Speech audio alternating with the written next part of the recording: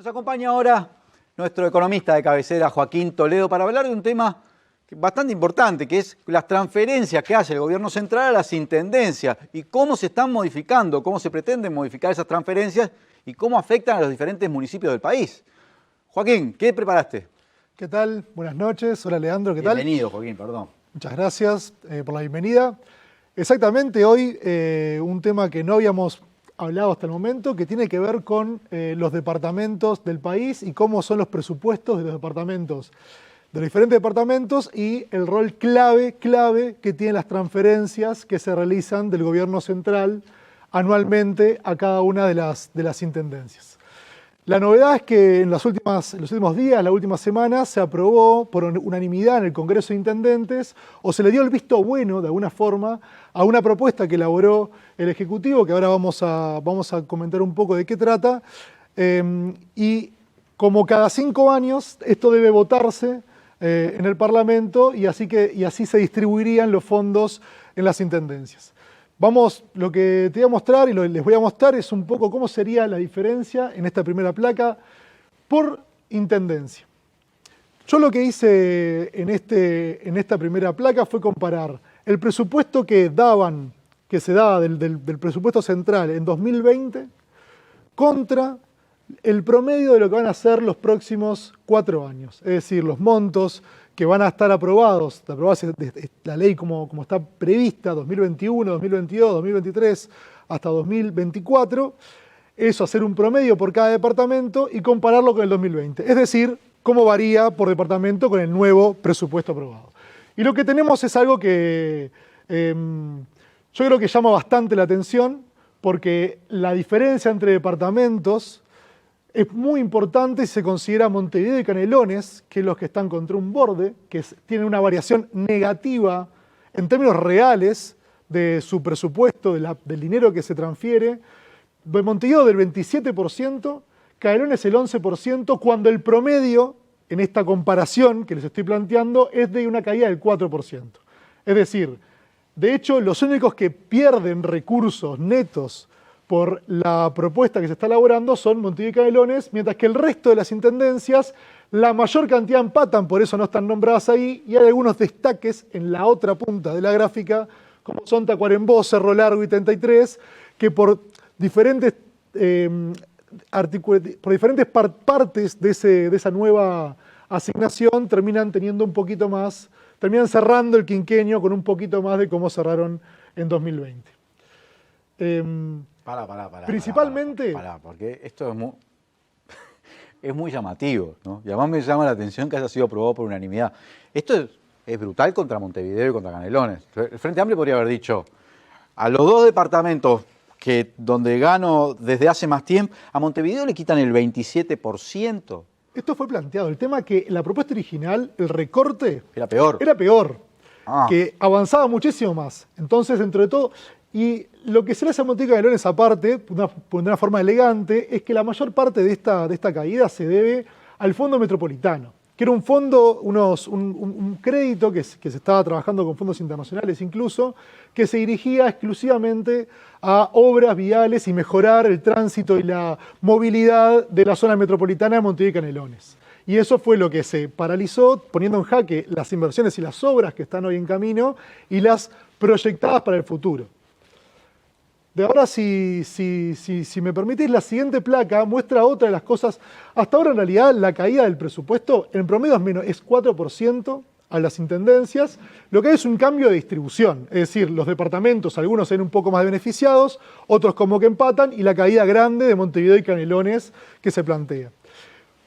En la distribución, otra cosa que se hace es que el gran perdedor o los grandes perdedores de esta nueva propuesta son los municipios. O sea, el dinero que se transfiere para las obras de los municipios, que son las alcaldías, los fondos de gestión del tercer nivel de gobierno, que es el que está como más cercano, digamos, a la cotidianidad y a los vecinos, por así decirlo, que su impacto por departamento varía mucho, pero en general ha sido un cambio importante que se ha hecho en los últimos años y tiene su impacto directo.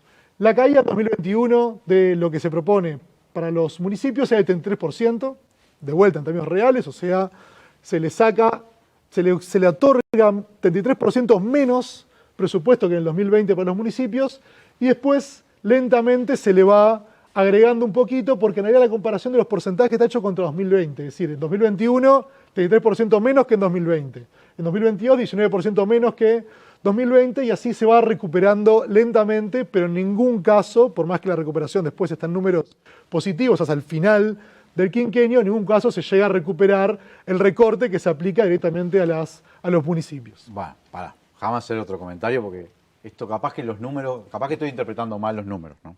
Pero, por un lado, estamos hablando de que le quitan a Montevideo y Canelones un montón de recursos muy superior a lo que le quitan al resto de los departamentos. De hecho, el resto de los departamentos un poquito le crece, aunque poquito. Exactamente. Pero además eso se hizo con un discurso a favor de la descentralización.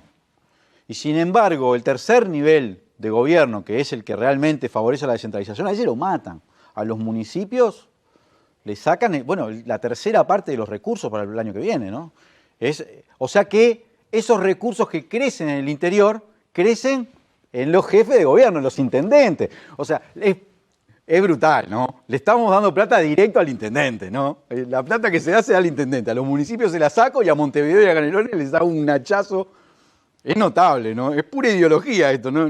Más que un problema de cuenta, dijeron, acá te voy a matar y acá voy a concentrar los recursos. Es un tema de ideología, pero al mismo tiempo, pues con la placa que viene va a quedar mejor ilustrado. En los últimos 15 años se hizo una apuesta muy, muy importante, como tiene la siguiente placa.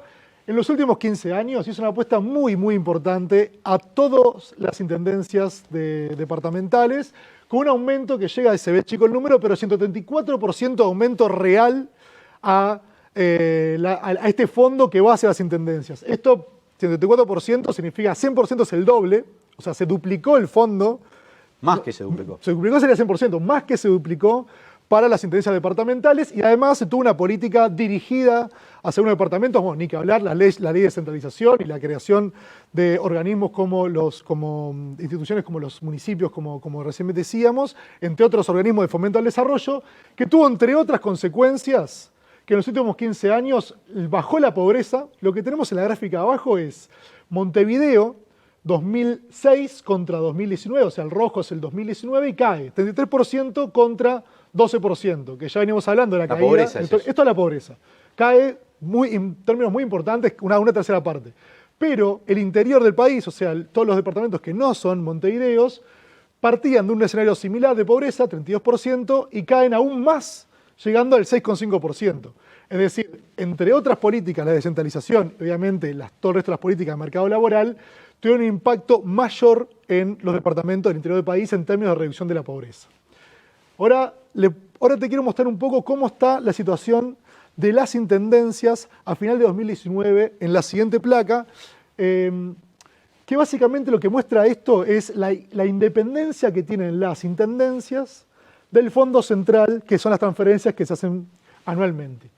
En un extremo está Montevideo, que depende su presupuesto un 12% de las transferencias centrales, el resto es recaudación propia, es decir, si bien el impacto de la caída que le hacen a Montevideo es importante en relación al fondo, Montevideo tiene los recursos como para hacer frente a su presupuesto cotidiano.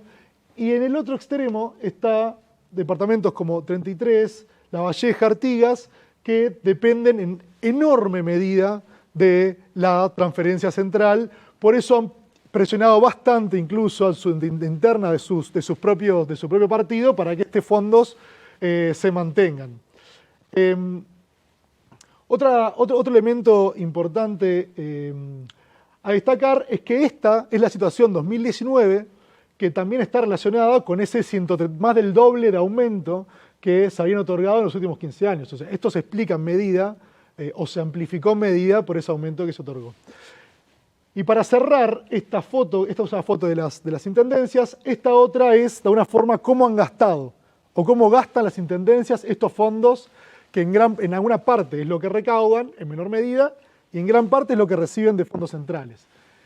Y esta placa lo que muestra es funcionarios cada 1000 habitantes para 2019, o sea, la cantidad de funcionarios que tiene cada intendencia. Montevideo, en un extremo, Montevideo, San José, Canelones, hasta incluso Rivera, que tienen un ratio de los menores, de los más bajos, o sea, Montevideo tiene 7 funcionarios departamentales cada 1000 habitantes, y en el otro extremo están intendencias como la de Río Negro, 33, Flores, Durazno y La Valleja, que tienen un ratio de 23 a 33 funcionarios cada 1000 habitantes.